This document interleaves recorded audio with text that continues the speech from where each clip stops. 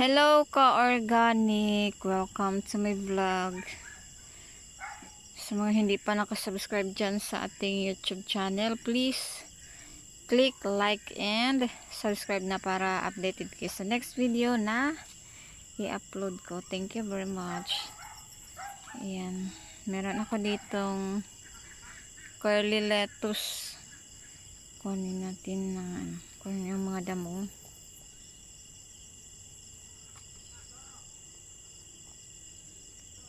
Curly lettuce ito siya.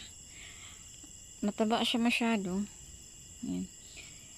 Yung ginaspray ko lang sa kanila is yung i-ferment ko na dahon ng garlic chives. Nilagyan ko ng tubig, i-chop ko and i-ferment ko 72 hours. After ng 72 hours, yun, gi-extract ko yung katas niya. Tsaka, yun yung ginamit ko pandilig sa kanila sa curly lettuce natin. Hindi kasi kami pwede magamit ng mga synthetic na mga pampataba kasi nga organic yung practice natin. Yun, super lusog nila kahit bata pa sila.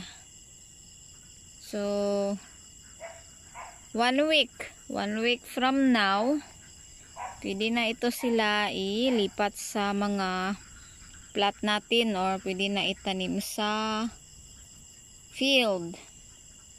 But before that, kailangan natin sila i-hardening or yung paarawan natin para direct sunlight po, para maging strong yung leaves nila at para may defense sila sa init or maka-recover sila kaagad. Hindi sila ma-shock pag ilipat na natin sila sa field. So sa mga hindi pa nakasubscribe dyan sa ating YouTube channel, please click like and subscribe na para updated kayo sa next video na i-upload ko. Thank you very much. See you to my next vlog. Go organic curly lettuce.